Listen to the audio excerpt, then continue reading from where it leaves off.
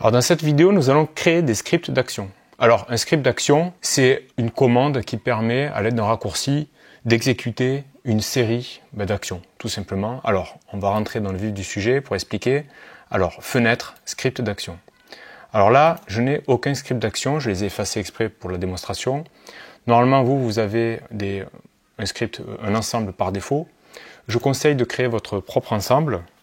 Donc vous mettez votre prénom et votre nom, comme ceci. Vous cliquez sur OK. Donc ça, c'est le dossier qui va contenir vos scripts. Alors, pour créer un script, c'est pas compliqué. Vous cliquez sur plus, comme ceci.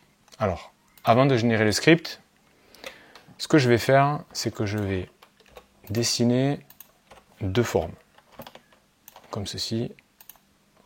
Voilà, donc là, j'ai deux formes. Je les sélectionne. Vous allez comprendre pourquoi. Donc là, je clique sur plus. Là, je vais l'appeler soustraction. Donc là, ça veut dire que je vais créer un Pathfinder soustraction. Raccourci, je vais mettre F2. Je peux aussi associer la touche Shift et la touche Ctrl. On va cliquer sur enregistrer. Donc là, ça enregistre. C'est-à-dire que toutes les actions que vous allez faire vont être consignées dans l'opération. Donc là, j'ai ma fenêtre de Pathfinder qui est ouverte. Donc je vais cliquer sur soustraction, comme ceci. Vous avez vu que là, il m'a généré le Pathfinder, soustraction. Ça y est, mon script est fini. Et là, j'appuie sur stop, j'arrête l'enregistrement. Donc ça veut dire que si je vais continuer à faire d'autres actions, il me les aurait enregistrées dans ce script. Bon là, moi je voulais juste faire un Pathfinder. Je clique sur arrêter l'exécution. Et maintenant, on va tester ce fameux script. Alors, je vais créer deux formes. Voilà, donc j'ai la forme qui est devant ici, la forme qui est derrière, je sélectionne mes deux formes, et là je vais appuyer sur la touche F2. Et là vous voyez que ça fonctionne. Donc c'est-à-dire qu'au lieu de passer par là pour faire un Pathfinder, moi j'appuie sur F2. Alors, on va tester avec un autre Pathfinder, on va faire le Pathfinder fusion, touche de fonction F4. Alors, je vais stopper l'enregistrement, vous pouvez le stopper à tout moment, parce que je vais d'abord créer mes formes. Donc voilà, ça va être mes deux formes à fusionner. Donc je sélectionne mes formes. Alors pourquoi je fais ça à l'avance avant d'enregistrer? C'est pour que toutes ces actions ne soient pas consignées dans mon script. D'accord? Là, maintenant, je vais lancer l'enregistrement. Voilà. Donc à partir de ce moment-là, tout ce que je vais faire va être consigné dans mon script. Et là, je vais effectuer ma fusion. Bon, là, du coup, réunion, c'est la même chose. Hein. Là, je clique sur réunion. Donc voilà, vous voyez, mon Pathfinder réunion ou fusion vient d'être exécuté. Donc je clique sur arrêter l'enregistrement. Alors, on va l'appeler réunion, histoire d'être correct avec les termes. Et on va tester, voir si ça fonctionne. Donc je crée deux formes. Voilà.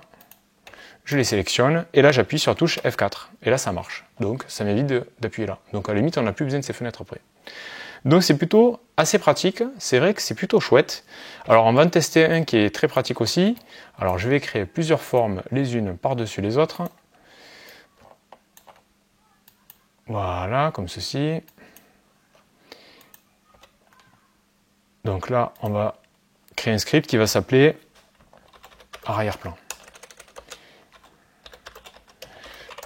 Alors, touche de fonction, je vais mettre F6. Enregistrer. Donc là, ça enregistre. Ce que je vais faire un clic droit sur mon carré orange.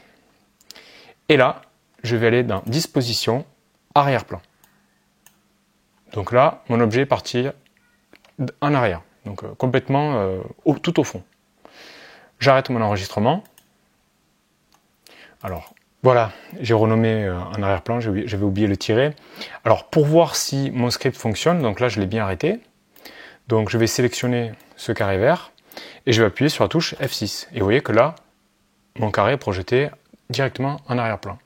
Alors, pour sauvegarder votre ensemble, vous sélectionnez votre ensemble ici. Vous allez dans le menu contextuel et là, vous allez dans enregistrer les scripts d'action, comme ceci. Et là, je vais dans document par exemple et là, vous enregistrez votre point AIA. Donc, Adobe Illustrator Action. Voilà. Et là, vous enregistrez. Alors, on va le supprimer maintenant. Et nous allons voir comment faire réapparaître votre ensemble. Alors vous allez dans le menu contextuel, charger des scripts d'action, mes documents, et là, voici votre nouvel ensemble. Alors moi, ce que je conseille, ce que je fais en tout cas, c'est que sur moi, tout le temps, j'ai une clé USB qui contient mes scripts d'action. Ça veut dire que si je suis amené à travailler sur un autre poste de travail, j'arrive, je déploie mes scripts d'action et je suis directement autonome. Voilà. Je fais d'ailleurs pareil avec mes raccourcis. Voilà, que ce soit Illustrator ou Photoshop d'ailleurs. Voilà, ce sera tout pour les scripts d'action.